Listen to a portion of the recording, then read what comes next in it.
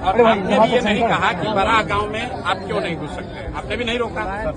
जो नियम बड़ा गांव के लिए है वही नियम कल्याण बिगहा के लिए भी है। ये अलग नियम क्या है बता रहे? मुझे कह लीजिए सर, कल्याण बिगहा में हम क्यों नहीं जा सकते ये बता दीजिए, और कुछ नहीं। हमको लिख के दे दीजिए। मैं क्या कह रहा हूँ, आप समझ लीजिए ना लिख के दे दीजिए, आप समझ लीजिए ना लिख के दीजिएगा ना। आपने फिर वहाँ क्यों लिखा था? फिर जैसे श्रम कल्याण में आपने परमिशन दिया, या सभा है वहाँ, हाँ तो सभा है तो आप वही करिए ना। तो क्या है आप पीछे काम आप नहीं रोक दीजिएगा, आप रोक दीजिएगा सर मेरी बात आप हमको रोक दीजिएगा।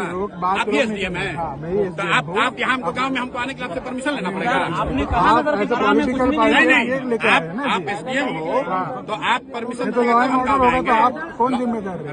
अरे आप लॉ एंड ऑर्डर के यहाँ पुरोधा बन रहे हैं। हम पिछले गांव में गए थे, लॉ एंड ऑर्डर नहीं हुआ, तो उसका भी आपने सूचना नहीं दिया, हम आ ही रहे थे। आप वहाँ क्या नहीं पकड़े, वहाँ क्यों नहीं रोके? आपके जिला अध्यक्ष से अरे सुनिए, ये सुनिए ना, रुकिए, बताइए अभी एसडीएम आपको सुनिए, मुख्यमंत्री के जिला में एसडीएम हो गए हैं तो राजनेता मत हम नहीं बन रहे, मत बनिए, बन रहे हैं। मैं सुन रहा हूँ आपके बारे में।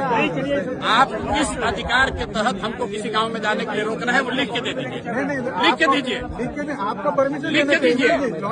तो राष्ट्रपति शासन है क्या? गाँव में जाने के लिए परमिशन हो, गाँव में जाने के लिए गाँव में नहीं जा सकते हैं।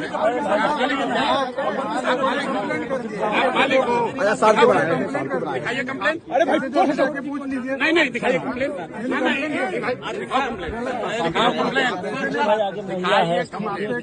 बिल्कुल। मैं आपसे बहुत इज्जत से बात कर रहा हूँ, दिखाइए कंप्लेन। हम रोज पूरा बिहार में घूम रहे हैं, आपसे पूछ कर नहीं घूमेंगे।